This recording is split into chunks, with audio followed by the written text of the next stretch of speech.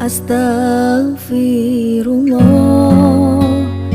Alhamdulillah wassalatu wassalamu ala Rasulillah wa ala alihi wa sahbihi wa mawalah wa la hawla wa la quwwata illa billahi wa ba'du. Alhamdulillah, segala puja dan puji hanya milik Allah subhanahu wa ta'ala. Salawat dan juga salam kita hadiahkan kepada Rasul kita Nabi besar Muhammad sallallahu alaihi wasallam. Malam ini insyaallah kita akan membahas tema nasihat 12 perkara tidak boleh dilakukan dalam berdoa. Ma'asyiral muslimin yang dimuliakan Allah subhanahu wa ta'ala, kita tahu bahwa doa adalah ibadah, dan doa memiliki keistimewaan khusus di hadapan Allah subhanahu wa ta'ala. Karena Nabi sallallahu alaihi wasallam mengatakan dalam sebuah hadis,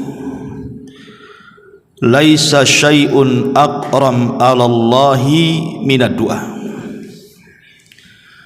Tidak ada sesuatu yang sangat mulia di sisi Allah subhanahu wa ta'ala melebihi sebuah doa. Karena hampir semua ibadah terkandung padanya doa. Sebutkan ibadah apa saja, pasti di dalamnya ada doa. Lah doa sendiri, kalau kita mengupas secara dalam, banyak faedah dan manfaat yang kita akan dapati. Di antaranya sababun lidaf'i ghadabillahi azza wa jalla, menjadi sebab pencegat murkanya Allah subhanahu wa ta'ala. Karena Rasul mengatakan, man lam yas'alillaha yaghdab alaihi, siapa yang tidak minta kepada Allah maka Allah akan murka kepadanya. Bahkan doa juga sababun lidaf'il bala qabla wuku'ihi wa ba'da wuku'ihi. Doa ini menyebabkan seseorang tercegah dari bala, bencana, sebelum terjadinya bahkan setelah terjadinya. Dan itu disebutkan dalam sebuah hadis, Nabi sallallahu alaihi wasallam mengatakan, la yaruddul qadar illa du'a. Tidak ada yang bisa mencegah takdir kecuali doa. Artinya, kalau Allah subhanahu wa ta'ala takdirkan kemudian kita ini akan mendapatkan musibah, tetapi dengan adanya doa kita, terkadang musibah itu tidak jadi turun. Itu maknanya sababun lidaf'il bala qabla wuku'i, sebab di mana doa itu bisa mencegah adanya balas sebelum terjadinya, bahkan setelah terjadinya juga bisa diangkat. Kata Nabi sallallahu alaihi wasallam, inna du'a yanfa' mimma nazal wa mimma lam yanzil. Doa itu sangat bermanfaat, baik kepada bala yang sudah turun ataupun yang belum turun. Bahkan doa sendiri menjadikan kita dekat dengan Allah subhanahu wa ta'ala, dan itu berdasarkan hadis Nabi sallallahu alaihi wasallam, ana inda dhanni abdi bi wa ana ma'hu idza da'ani. Saya berprasangka saya, atau prasangka saya, kata Allah, bersama hambaku, dan aku akan bersama dia selama dia berdoa kepadaku. Dan banyak sekali manfaat dan faedah doa ini. Yang ingin saya jelaskan malam ini adalah 12 perkara, termasuk al-i'tida fi du'a, termasuk seseorang itu melakukan hal-hal yang justru dengan doanya bukan hanya ditolak, tetapi boleh jadi mungkin mendapatkan dosa. Apa saja 12 perkara ini? Pertama, berdoa dengan menggunakan lafaz-lafaz syirik ataupun bid'ah. Di dalam surah Jin ayat 18 Allah mengatakan wa annal masajida lillahi fala tad'u ma'allahi ahada. Dan masjid-masjid itu milik Allah, janganlah kalian berdoa bersama Allah siapapun. Karena kalau kita berdoa kemudian memasukkan selain daripada Allah dalam doa itu, selain doanya ditolak, ini kesyirikan, dosa besar. Seperti umpamanya menyebut wali-wali tertentu dan meminta kepada wali-wali tertentu, atau datang kepada orang-orang yang dianggap soleh yang sudah meninggal, kemudian kita datang ke kuburan mereka kemudian meminta-minta kepada mereka. Maka ini doa selain daripada ditolak bisa menjerumuskan kepada syirkul akbar, syirik besar. Kalau diyakini bahwa pengabulan doa itu datang dari orang yang dalam kuburan itu. Ini yang pertama. Yang kedua, berdoa tetapi dalam isi doa itu mengandung hal-hal yang diharamkan Allah atau perbuatan dosa. Seperti umpamanya seseorang masang togel judi gitu ya, sudah pasang, malamnya berdoa pula dia, ya Allah semoga jebol nih nomor ini ya. Atau dia mengatakan ya Allah berikan rizki, mudah-mudahan setelah saya pasang ini besok keluar. Enggak mungkin doa yang seperti ini. Ini hal-hal yang diharamkan Allah Azza wa Jalla. Judi itu haram. Atau seseorang hendak mencuri, dia berdoa ya Allah mudah-mudahan luluskanlah malam ini, sudah tak ada yang dimakan ini. Lah doa-doa seperti ini masuk dalam hadis Nabi sallallahu alaihi wasallam, la yazalu yustahabbu ya la yazalu yustajabu lil abdi ma lam yad'u bi ithmin aw qati'atir rahimin. Senantiasa akan dikabulkan permintaan seorang hamba selama dia tidak berdoa dalam perkara-perkara dosa ataupun perkara-perkara yang di dalamnya ada yang memutus silaturahim. Ma'asyiral muslimin yang muliakan Allah Azza wa Jalla. Kemudian yang ketiga, berdoa meminta kematian. Karena ada orang-orang yang mungkin sudah lelah hidup, menurut dia lelah hidup karena faktor ekonomi, ataupun mungkin lebih daripada itu faktor kesehatan, sudah sakit lama sekali. Kemudian dia berdoa kepada Allah, lebih baik mati daripada hidup. Maka Nabi SAW melarang, tidak boleh berdoa meminta kematian. Kata Nabi SAW, la yatamannayanna ahadukumul maut li dhurrin nazala bihi. Tidak boleh bagi kalian berharap untuk cepat mati karena sebuah madarat yang menimpanya.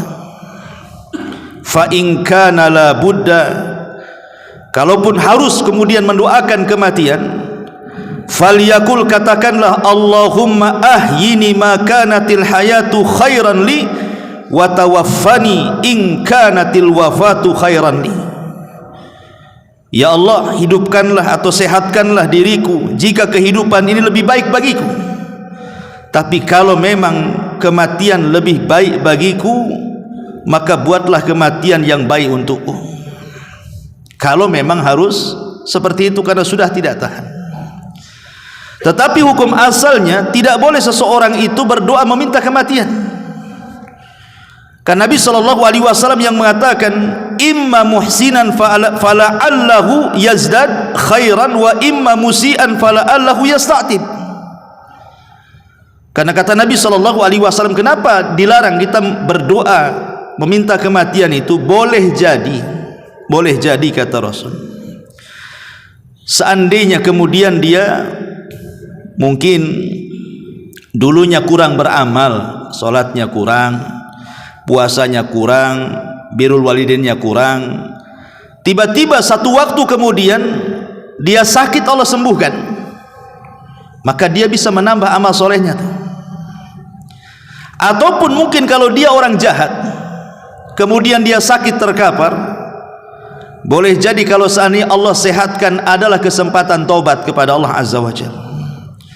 Makanya dua perkara inilah yang kemudian melarang kita berdoa minta kematian. Tidak boleh kita berdoa meminta kematian, karena nanti di akhir zaman kata Nabi SAW, ada orang-orang yang melintasi kuburan, kemudian dia mengatakan, seandainya aku yang berada di posisi dia, katanya, karena sudah tidak tahan dengan fitnah yang melanda. Dan itu sudah banyak sekali di negeri kita ini orang-orang yang berdoa seperti itu, bahkan bukan hanya berdoa, betul-betul dilaksanakan, bunuh diri dia, kan begitu.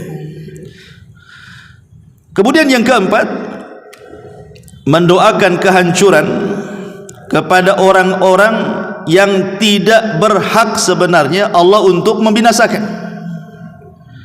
Orang ini tidak berhak dibinasakan Allah, kenapa kita mendoakan dia supaya binasa?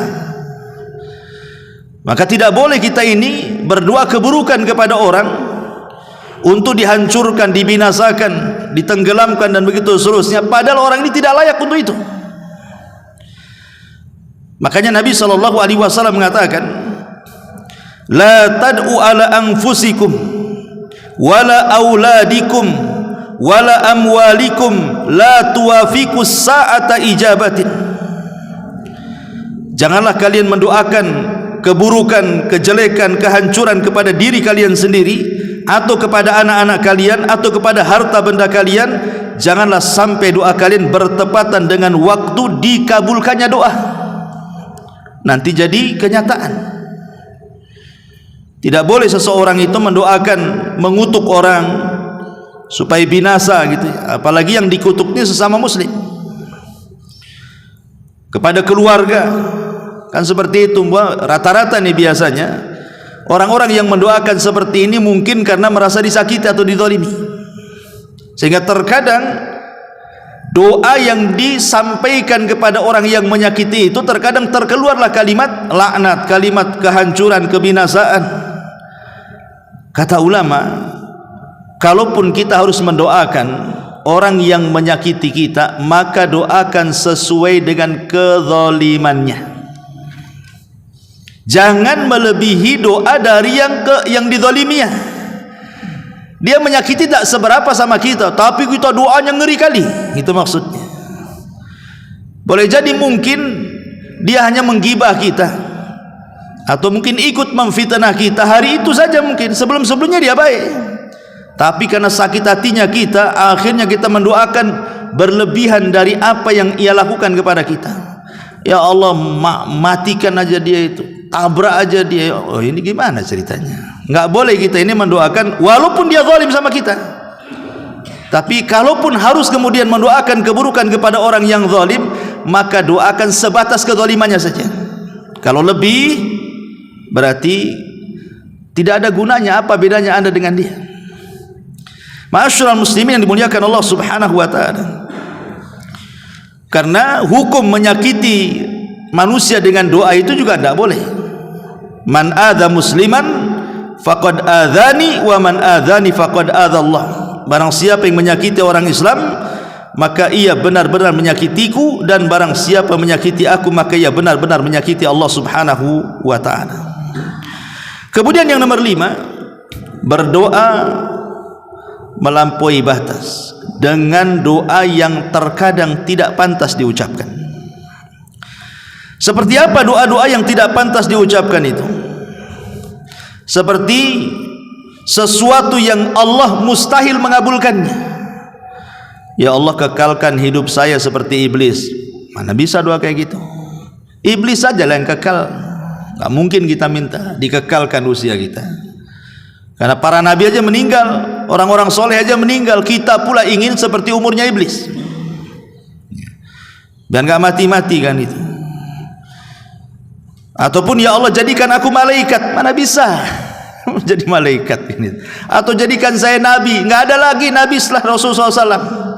Lah itu doa-doa kayak gini nih. Ini doa-doa yang tidak pantas. Karena bagaimanapun dia jungkir balik, nggak mungkin dikabulkan, mustahil. Makanya kenapa Allah Subhanahu wa taala mengatakan ud'u rabbakum tadarruan wa khufyatan innahu la yuhibbul mu'tadin. Berdoalah kepada Tuhanmu dengan rendah diri dan suara lembut, sesungguhnya Allah tidak suka orang-orang yang melampaui batas dalam doa. Makanya dalam sebuah hadis yang sahih yang diriwayatkan Imam Hakim dalam Mustadraknya, kata Nabi SAW, innahu sayakunu fi hadhil ummati qaumun ya'taduna fit tahuri wad du'ai. Akan muncul dari umatku, kata Rasul, sekelompok kaum yang mereka akan berlebih-lebihan dalam doa dan dalam bersuci. Maka tidak boleh melampau doa itu, melampaui dari sesuatu yang mustahil dikabulkan. Kemudian yang nomor 6, berdoa dengan membatasi orang-orang tertentu saja dan mengharamkan bagi yang lainnya. Dan ini diambil dari kisah Arab Badui yang masuk ke masjid di zaman Rasul kemudian kencing. Kemudian kan sahabat marah tuh, karena gimana pun kurang adab masa kencing dalam masjid. Tapi ketika kemudian memuncak kemarahan para sahabat, Nabi SAW meredakan kemarahan para sahabat dan mengatakan, tinggalkan dia, ini urusanku. Maka Nabi SAW pun cuman berdua antara Rasul dan orang yang kencing itu, dibiarkan sampai selesai kencing. Kemudian Rasul mendekat, kemudian Nabi SAW membawakan timba dan mengatakan, ambillah air dan siramlah tempat kencing. Maka Arab Badui ini mengambil air, menyiramkan ke tempat kencingnya. Kemudian Rasul mengatakan, masjid ini untuk solat, untuk zikir, dan untuk baca Quran. Kemudian Rasul pun tersenyum dan menasihati dengan lembut. Rupanya nasihat Nabi SAW merasuk ke dada orang Arab Badui ini, dan dia melihat orang-orang yang memelotot padanya, para sahabat itu, dia tidak suka. Dari situlah terkeluar ucapan, Allahumma arhamni wa Muhammadan wa la tarham minhum ahada. Ya Allah, rahmati aku dan Muhammad saja, dan jangan kau rahmati mereka-mereka itu yang melotot sama aku, katanya. Kata Nabi SAW, ya fulan laqad hajjartaha an-nasin kathir. Wahai fulan, engkau telah menghalangi kebaikan kepada semua orang banyak. Masa engkau dan aku saja, katanya. Yang lain enggak boleh, ya kan? Itu tidak boleh kita membatasi doa itu, seolah-olah yang mendapatkan rahmat dia dan Muhammad saja, yang lain enggak, gitu kan. Lah ini namanya berdoa membatasi dengan orang-orang tertentu dari kebaikan, tidak boleh, ya. Ma'asyiral muslimin yang dimuliakan Allah Subhanahu wa taala. Ini yang nomor 6. Yang nomor 7, berdoa meminta disegerakan hukuman di dunia. Disebutkan dalam riwayat yang berasal dari Anas bin Malik radhiyallahu an. Jadi satu hari Rasul menjenguk seseorang dari kaum muslimin yang sakit parah sehingga sampai kurus kering, ya. Dan Nabi SAW bertanya kepada orang yang sakit, yang sudah parah kali, sudah kurus kali. Kata Rasul, apakah kamu sudah berdoa memohon sesuatu atau meminta sesuatu kepada Allah, wahai fulan? Maka ia menjawab, ya, aku telah mengatakannya. Ya Allah, apa yang telah engkau tentukan hukumanku di akhirat, segerakan saja untukku di dunia, katanya. Maksud dia itu, kalau memang engkau sudah menentukan aku akan diadab di neraka, enggak usahlah, di dunia saja, biar aku nanti ke akhirat itu udah bersih, gitu maksudnya. Tapi Nabi SAW mengatakan, ya fulan, jangan katakan seperti itu, engkau tidak akan kuat. Sebaiknya ucapkanlah, Rabbana atina fid dunya hasanah wa fil akhirati hasanah wa qina adzabannar. Ya Allah, berilah kami kebaikan di dunia, kebaikan di akhirat, dan jauhkan kami dari azab neraka. Maka Anas radhiyallahu anhu mengatakan, setelah beliau mendoakan kepada Allah, tiba-tiba orang yang sakit parah ini sembuh. Lihat, Nabi SAW melarang, tidak boleh kita mengatakan seperti itu, walaupun kan sebenarnya secara lahiriah kan baik, gitu maksudnya. Jangan sampai dia pulang menghadap Allah itu dengan banyak dosa, akhirnya menyebabkan dia diazab. Maka dia mengatakan, ya Allah, kalau memang harus aku diazab di akhirat, segerakan aja di dunia. Tapi Rasul mengatakan, jangan mengatakan seperti itu, engkau nggak akan kuat. Mana bisa kuat kamu? Kalau betul-betul Allah Subhanahu wa taala mengazab neraka dengan azaban neraka, diazab di dunia, nggak ada orang kuat. Nanti ketika engkau tidak kuat, akhirnya kemudian minta supaya azab itu dihilangkan. Nah, gimana nanti? Makanya tidak boleh berdoa meminta disegerakan hukuman di dunia. Ma'asyiral muslimin yang dimuliakan Allah Azza wa Jalla. Kemudian yang nomor 8, jangan berdoa yang terkesan main-main kepada Allah. Contoh pamannya dia mengatakan, Allahumma gfirli in syi'ta, ya Allah ampuni aku kalau kau mau. Kan main-main namanya. Masa minta ampun tidak yakin dengan Allah? Ya Allah ampuni aku jika kau mau, katanya. Kalau nggak mau gimana kan gitu ya kan? Ini kan main-main namanya. Makanya dalam hadis yang sahih dari Abu Hurairah radhiyallahu an, Rasul mengatakan, la yakul ahadukum, tidak boleh salah seorang di antara kalian mengatakan Allahumma gfirli in syi'ta, ya Allah kalau ampunilah aku jika kau mau. Allahumma arhamni in syi'ta, rahmati aku jika kau mau. Liya'zim al mas'alata fa innallaha la muqriha lahu, hendaklah dia berazam kuat dengan doa, karena Allah tidak bisa dipaksa siapapun. Maka tidak boleh seseorang mengatakan seperti itu. Ini namanya doa main-main namanya. Ngomong saja, ya Allah ampuni aku, titik sampai di sini. Ya Allah rahmati aku. Jangan bilang jangan kalau kau mau kan gitu ya. Ini enggak yakin orang ini, ragu-ragu, main-main namanya. Kemudian yang nomor 9, berdoa dengan cara mendetailkan permintaan, didetail-detailkan permintaan. Ya Allah minta rumah, kalau bisa di hook, kamarnya 3 gitu, pakai keramiknya, lantainya, semua didetailkan. Ngapain berdoa kayak gitu? Ya Allah berikan mobil, mereknya ini, kursinya sekian, warnanya sekian, engineer-nya, nggak usah didetail-detailkan kayak gitu doa tuh. Doa itu pakai bahasa jami'ul kalim, kalau bisa singkat padat doa itu, tidak perlu detail-detailkan. Ma'asyiral muslimin yang dimuliakan Allah Subhanahu wa taala. Makanya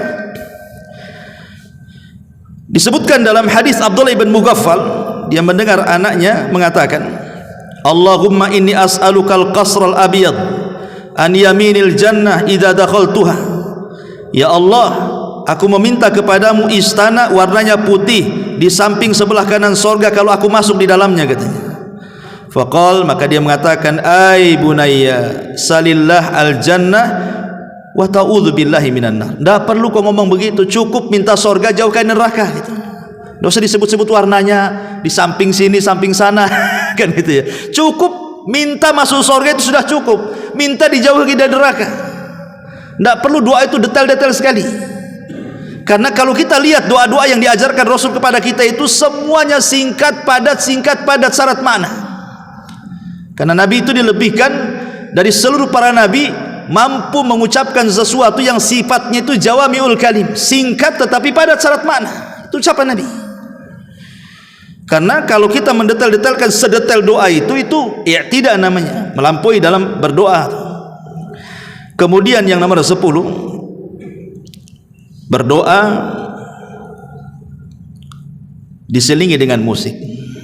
Kita sering mendengar, biasanya di acara-acara biasanya kan, nanti satu orang pegang kertas isinya doa, nanti ada lirik musiknya pula dari belakang. Jadi nangis itu bukan isi doa yang didengar, karena lantunan musiknya itu yang buat dia nangis. Jadi Anda menangis itu karena dengar musik atau karena isi doanya, atau dua-duanya? Ma'asyiral muslimin yang dimuliakan Allah Subhanahu wa taala, asal doa itu adalah tadarrur. Kita merendahkan diri kepada Allah, kita menjadi hamba Allah Subhanahu wa taala. Itu asal doa, merendahkan diri kepada Allah. Kalau sudah diiringi musik itu hilang semuanya itu. Karena kalaupun dia terasa syahdu, terasa khusyuk, terasa nangis, itu bukan semata-mata karena isi doanya tuh. Bahkan terkadang nggak menghayati isi doanya, yang dihayati itu musik-musiknya itulah. Makanya sebaiknya doa jangan diselingi musik. Ma'asyiral muslimin yang dimuliakan Allah Subhanahu wa taala. Kemudian juga yang nomor 11, jangan berdoa dengan suara kencang. Dikeluarkan oleh Imam Ibnu Jarir Tabari dalam tafsirnya. Jadi ada seorang laki-laki datang kepada Nabi SAW dan berkata, "Ya Rasulullah, aqaribun rabbuna fanunajihi am ba'idun fanunadihi." Rasul, Rabb kami ini dekat ataukah jauh? Kalau dekat ya kita bisik-bisik, kalau jauh kita teriak-teriak, katanya. Ini Arab Badui ini. Dia nanya, Rasul, Allah itu dekat atau jauh sih? Kalau memang dia dekat kita bisik-bisik, katanya. Kalau dia jauh kita teriak-teriak aja, katanya. Maka Nabi SAW terdiam sampai turun ayat. Allah mengatakan, wa idza sa'alaka ibadi anni fa inni qarib ujibu da'watad da'i idza da'an falyastajibu li wal yu'minu bila allahum yarshudun. Apabila hamba-hambaku bertanya kepada wahai Muhammad soal aku, kata Allah, aku dekat, aku ini dekat, aku mengabulkan setiap doa orang yang berdoa. Artinya bahwa tidak perlu berdoa itu teriak-teriak, tidak perlu doa itu kemudian kencang-kencang, tidak. Doa itu khufiyah. Khufiyah itu ya lirih suaranya. Cukuplah kita tahu, kita yang tahu dengan Allah Azza wa Jalla.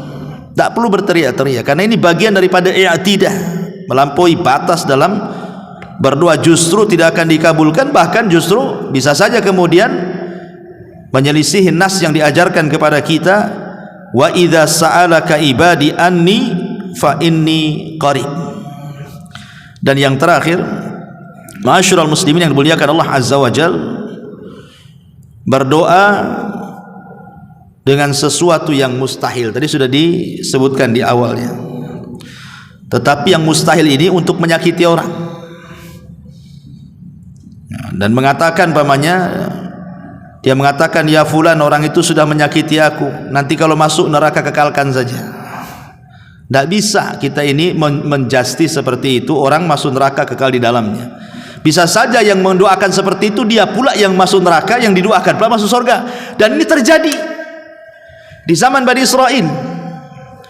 Ketika ada ahli maksiat bermaksiat, kemudian yang ahli ibadah ngamuk-ngamuk dan mengatakan, kalau engkau tidak bertobat, Allah tidak akan mengampuni dosamu dan pasti kau akan masuk neraka dan tidak akan keluar dari neraka, katanya. Kayak dia aja yang punya neraka. Akhirnya Allah wafatkan keduanya, yang orang baik pula dimasukkan ke neraka, yang orang jahat yang didoakan pula dia masuk surga. Jadi terbalik jadinya, kan? Kenapa? Karena dia merasa suci dirinya, orang lain merasa rendah. Nah, ini bahaya kalau kita merasa kita ini paling suci, tidak ada dosa, orang lain seolah-olah dosanya banyak gitu, sehingga dia merasa dia yang penghuni surga, dia penghuni neraka. Tidak bisa. Orang selama masih hidup ada kesempatan tobat, maka jangan mendoakan seperti itu, karena selama orang hidup itu masih ada kesempatan tobatnya. Dan hidayah itu milik Allah. Bisa saja Allah Subhanahu wa ta'ala menerima tobatnya. Inilah 12 perkara tidak boleh ada dalam doa. Ma'asyiral muslimin yang dimuliakan Allah Azza wa Jalla. Kemudian pembahasan yang kedua, agar doa terkabul, sertakan bacaan ini. Ada bacaan-bacaan atau zikir-zikir itu yang kalau kita selipkan dalam doa, ini luar biasa nih pengabulannya, lebih cepat lagi pengabulannya. Jadi sebelum kita meminta ini kepada Allah Azza wa Jalla, cobalah selipkan zikir-zikir atau doa-doa ini supaya lebih mustajab dan lebih mujarab lagi doanya. Apa saja? Pertama, sertakan tasbih, kemudian tahmid, kemudian takbir. Tasbih, tahmid, takbir. Dan itu berdasarkan hadis Ummu Salamah radhiyallahu an, dan hadis ini dihasankan oleh para ulama, di mana ja'at Ummu Sulaim datang kepada Nabi sallallahu alaihi wasallam, faqalat, dan dia mengatakan, ya Rasulullah, alimni kalimatin ad'u bihinna fi salati. Rasul, bisa engkau ajarkan kepadaku beberapa kalimat yang aku bisa berdoa dengan kalimat-kalimat itu dalam solatku.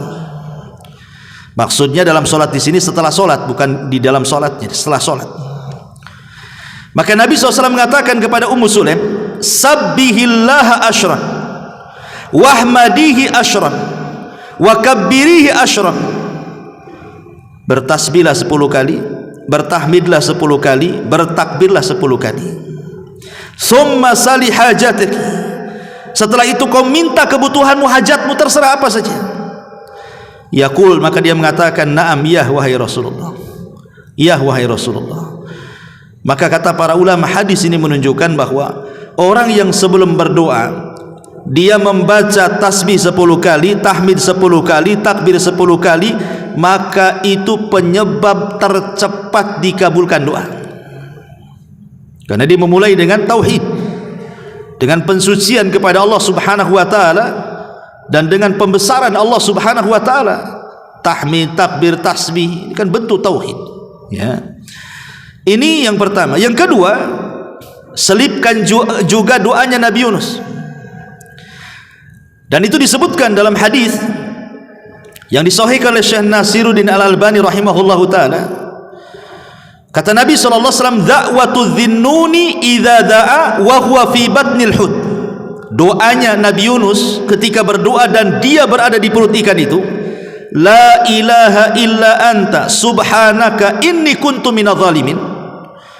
Kata Rasul, fa innahu lam yad'u biha rajulun muslim fi syai'in qad illa stajaballahu lahu. Tidaklah seorang muslim meninggalkan doa ini setelahnya meminta sesuatu kepada Allah, dipastikan Allah kabulkan semua permintaannya. Maka kalau berdoa jangan langsung minta, baca doa ini, la ilaha illa anta subhanaka inni kuntu minadh dhalimin. Kenapa coba doa Nabi Yunus kalau kita selipkan dalam doa kita ini menjadikan doa kita mustajab? Karena di sini ada 3 perkara. Pertama, tauhid, la ilaha illa anta. Kemudian yang kedua, tanzihullah, pembersihan Allah dari semua sifat-sifat yang kurang bagi Allah. Subhanak, tasbih, pembersihan, ya. Kemudian al-i'tiraf bi dzambi, ada pengakuan dosa. Inni kuntu minadh dhalimin. La ilaha illa anta, tidak ada sembahan yang berhak disembah kecuali engkau. Subhanaka, maha suci engkau. Inni kuntu minadh dhalimin, aku mengakui aku ini termasuk orang yang zalim ya Rabb. Menunjukkan kerendahan diri kita di hadapan Allah. 3 perkara ini menjadikan kenapa setiap kita doa, kalau kita selipi doanya Yunus itu mustajab tuh. Ini yang kedua. Yang ketiga, biasakan sebelum berdoa itu memuja dan memuji Allah dengan menyebut nama-namanya. Apalagi kalau nama-nama itu berkaitan dengan Ismul A'zam, nama Allah yang agung, lebih mustajab lagi. Dan itu disebutkan dalam hadis Anas ibn Malik radhiyallahu an dari Nabi sallallahu alaihi wasallam. Kata Anas, kuntu ma'a Rasulillah sallallahu alaihi wasallam jalisan. Aku waktu duduk bersama Rasulullah, kata Anas, tiba-tiba mendengar rajulun qaimun yusalli, ada orang laki-laki yang sedang salat di masjid itu.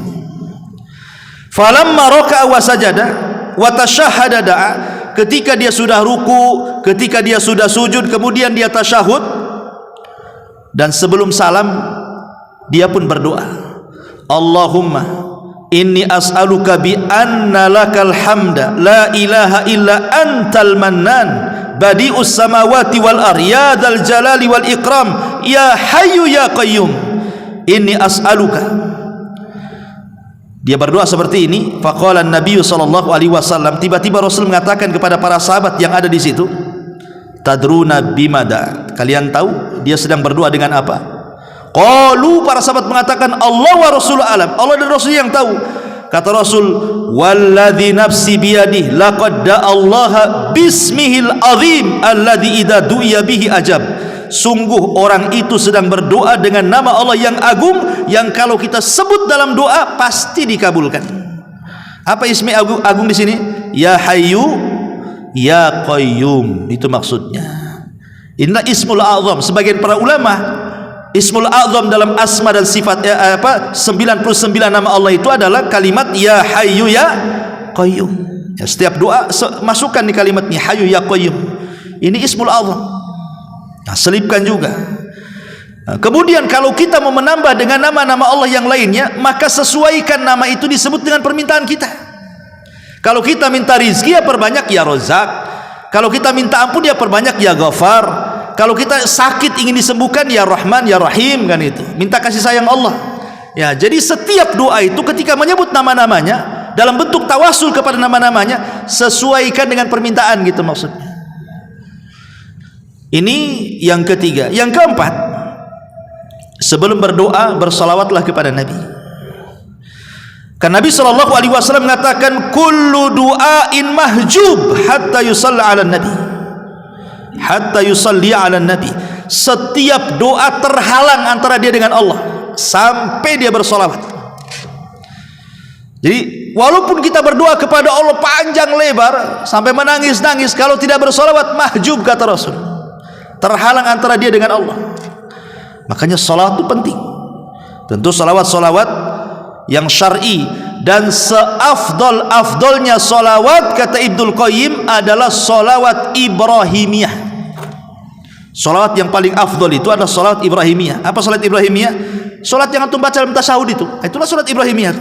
Allahumma shalli ala Muhammad wa ala ali Muhammad kama shallaita ala Ibrahim wa ala ali Ibrahim innaka Hamidum Majid. Allahumma barik ala Muhammad wa ala ali Muhammad kama barakta ala Ibrahim wa ala ali Ibrahim innaka Hamidum Majid. Inilah salawat yang paling afdal.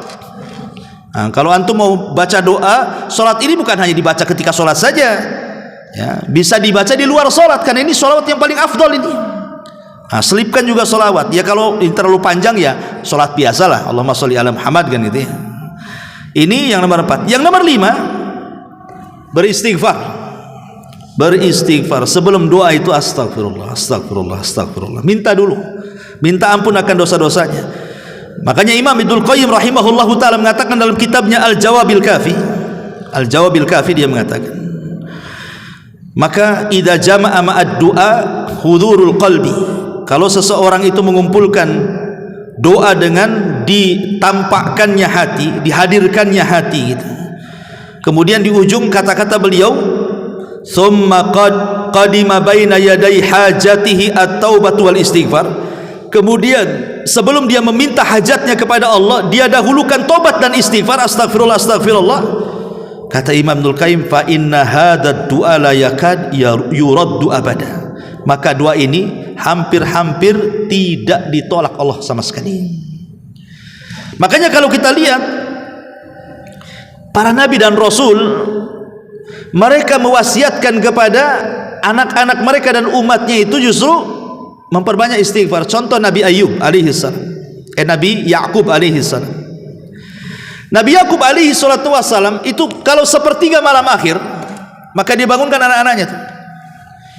Kemudian mengatakan, beristighfarlah kalian. Fa inni astaghfiru lakum rabbi, saya akan beristighfar untuk kalian kepada Rabbku. Maka kemudian mulailah Nabi Yakub berdoa, kemudian diaminkan anak-anaknya, dan itu setiap sepertiga malam akhir.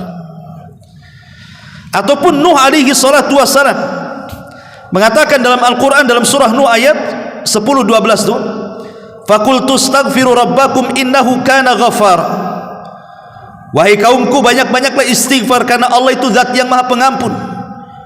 Apa akibatnya? Yursilis sama alaikum midrar, dengan sebab istighfar kalian Allah hujani kalian.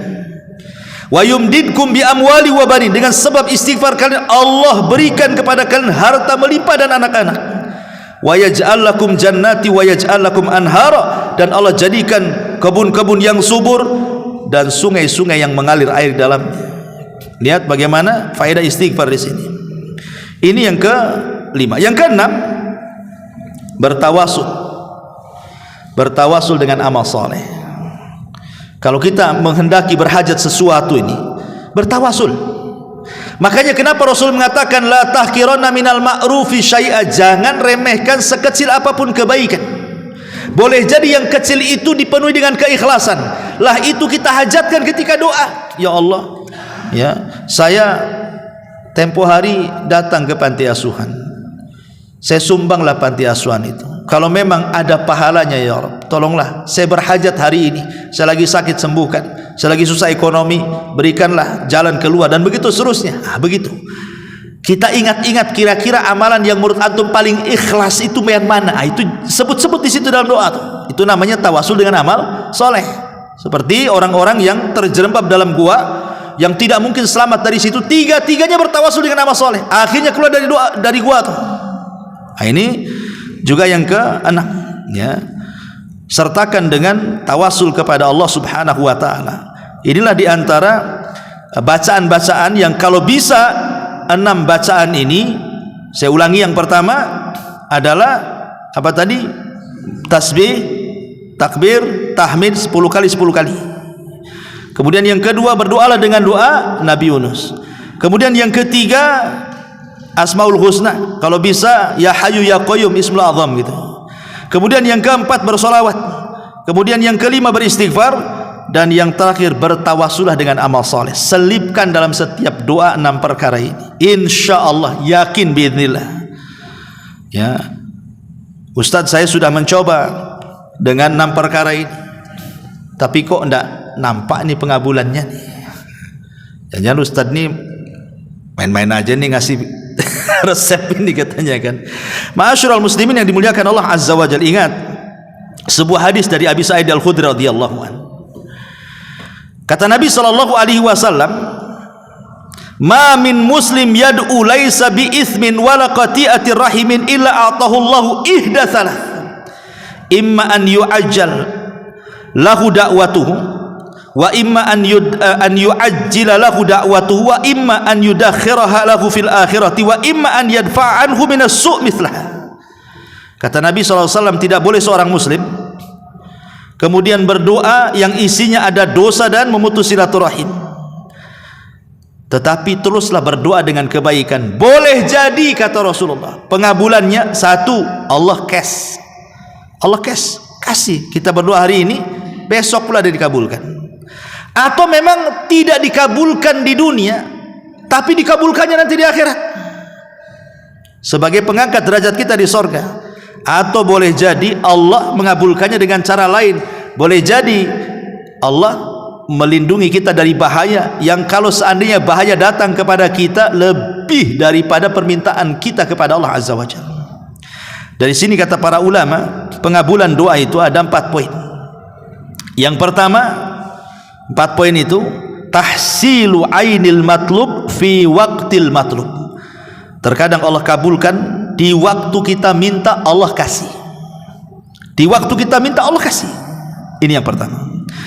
Yang kedua, wujuduhu fi waqtin akhar li hikmatin iqtadat ta'khirahu. Atau memang sengaja diulur-ulur, mintanya sekarang, tahun depan pula baru dijabah. Mintanya sekarang, bulan depan pula baru dijabah. Kenapa demikian? Boleh jadi ada hikmah yang kita tidak tahu. Allah tahu. Ya, kenapa kemudian diulur-ulur tuh? Kenapa? Boleh jadi dengan musibah itu akhirnya dosa-dosa kita hilang, kemudian derajat kita naik gitu, dan begitu seterusnya. Baru Allah kabulkan setelah lama gitu ya. Atau mungkin yang ketiga, daf'us syarri badalihi au i'ta khairun akhar khairun min matlubi. Ataupun mencegah keburukan sebagai bentuk daripada pengganti permintaannya. Jadi dia minta lain, dikabulkannya yang lain. Minta rumah tetapi oleh Allah dihindarkan dari tabrakan. Itu maksudnya. Kita minta rumah, ya Allah saya sudah lama ngontrak ini, tahu-tahu nggak dikabulkan tuh, tetap ngontrak, tapi Allah selamatkan dari bahaya dia. Nah, boleh jadi seperti itu pengabulannya, ya. Atau boleh jadi dia minta yang ini tapi dikasih yang lebih baik gitu. Ya Allah, saya pengen nikah dengan janda, dapat gadis umpamanya kan. Nah, itu kan lebih baik namanya kan. Bisa saja yang diminta itu sedikit tapi dikasih banyak. Boleh jadi, tapi mungkin ada waktu yang kita tidak tahu sampai kapan. Kemudian yang keempat, ataupun iddikharuhu liyaumin yakunu ahwaj ila thawabihi, atau sengaja disimpan oleh Allah Azza wa Jalla untuk menghadapi satu hari di mana kita perlu pahala untuk menyelamatkan kita. Ya, maksudnya pada hari kiamat. Ketika kita ini tidak punya pahala, tahu-tahu pahala doa kita muncul menolong kita sebagai syafaat. Ya, ini makanya bisa saja dalam bentuk syafaat kelak pada hari kiamat, atau dalam bentuk pengangkat derajat kita di sorga. Ya, makanya jangan pernah bosan berdoa tidak dikabulkan di dunia, di akhirat, karena Allah itu maha tahu. Allah maha tahu, Dia yang menciptakan kita, Dia mengontrol kita 24 jam, tidak pernah 1 menit pun kita ini lepas dari kontrolan Allah. Sehingga Allah tahu tentang kita, Terkadang orang ini sakit, sengaja Allah tidak sembuh-sembuhkan, sebab kalau dia sembuh jahat nanti dia. Atau sengaja dia sehat terus, kalau dibuat sakit nanti putus asa dia. Atau dia kaya terus, kalau dia miskin nanti dia kufur. Atau dia miskin terus, kalau dijadikan kaya nanti jadi jahat sekali dia. Itu semua kan hikmah Allah, kita tidak tahu. Bersyukurlah, namanya qanaah, pemberian Allah, itulah syukuri. La in syakartum la azidannakum wa la in kafartum inna adzabi lasyadid. Ma'asyiral muslimin yang dimuliakan Allah Subhanahu wa taala. Tetapi doa ini akan lebih mustajab lagi kalau kita sudah tahu keyakinan kapan Allah doa, kemudian disertakan dengan lafaz-lafaz tadi, kemudian hindari 12 tadi, akan lebih mustajab lagi doa itu, ikhwan, kalau seandainya bertepatan dengan waktu-waktu mustajab. Apa waktu-waktu mustajab? Pertama, waktu sahar. Waktu sahar itu maksudnya 1 jam sebelum subuh tuh.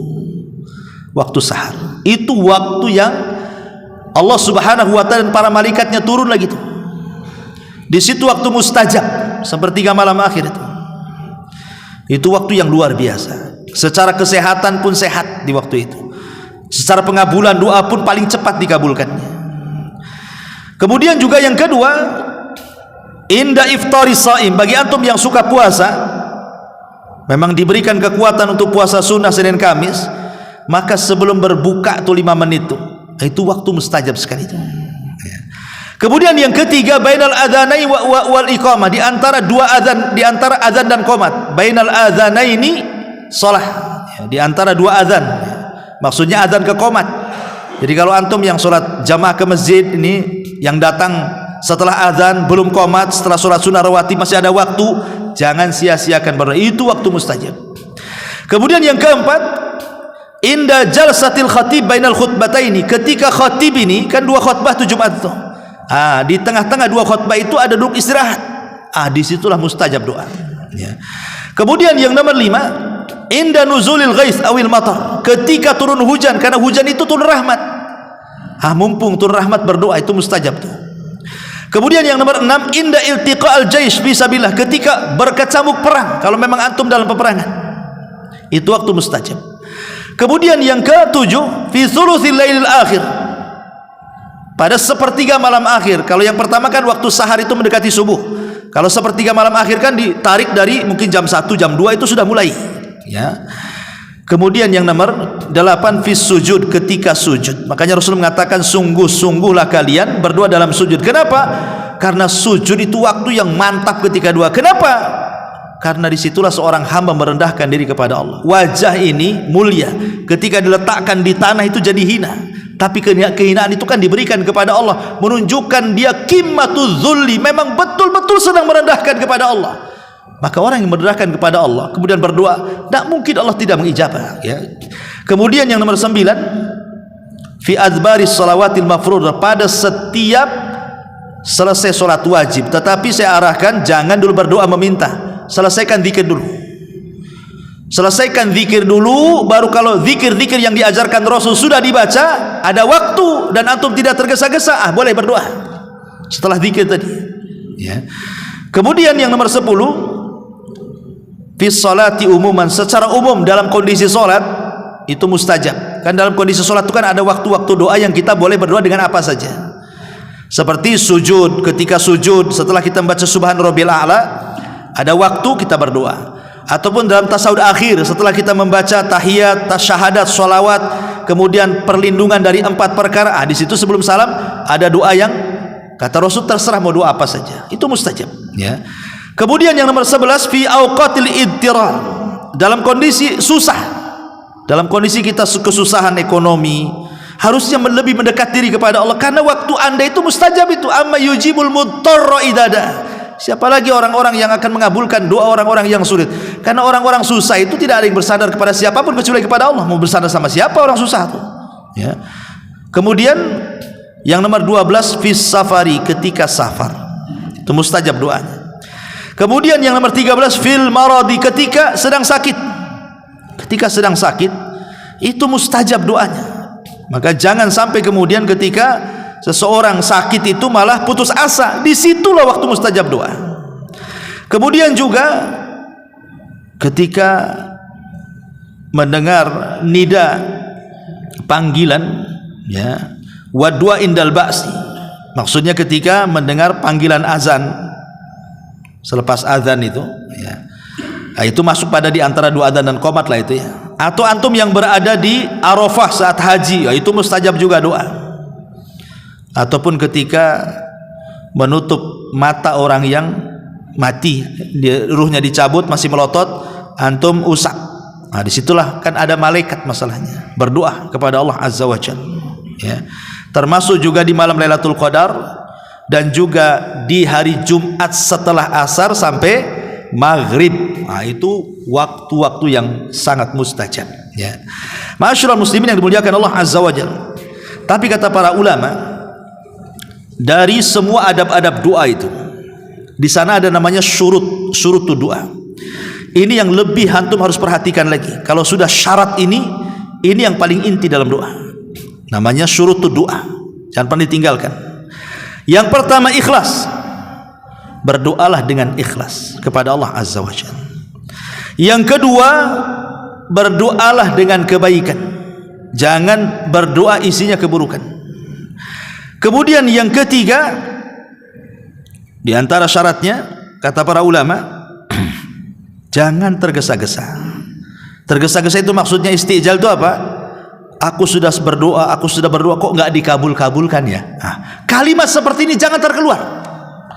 Karena banyak orang yang kemudian merasa bosan berdoa karena tidak dikabul-kabulkan, akhirnya nggak mau berdoa lagi.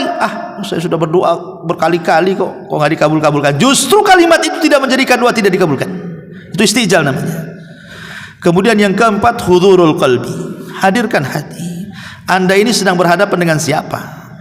Dengan Allah Subhanahu wa taala, berarti perlu khusyuk di situ. Cari tempat yang bagus, yang bersih, ya gitu. Minta kepada Allah, ya. Kemudian yang nomor 5, itobatul ma'kan wal mashrab wal malbas. Usahakan jauh dari hal-hal yang diharamkan, baik makanan, minuman ataupun pakaian. Kemudian yang terakhir, bersalawat kepada Nabi SAW. Ini disebut syurutud doa namanya, syarat doa, ya, yang 6 ini. Tentu dengan yang lain-lain tadi yang sudah saya jelaskan, maka doa itu akan lebih mantap lagi. Wallahu a'lam bishawab. Ini diantara faedah doa di malam ini, mudah-mudahan ada manfaatnya. Subhanallah bihamdika, asyhadu an la ilaha illa anta astaghfiruka wa atubu ilaik. Allahu ta'ala. Assalamualaikum warahmatullahi wabarakatuh.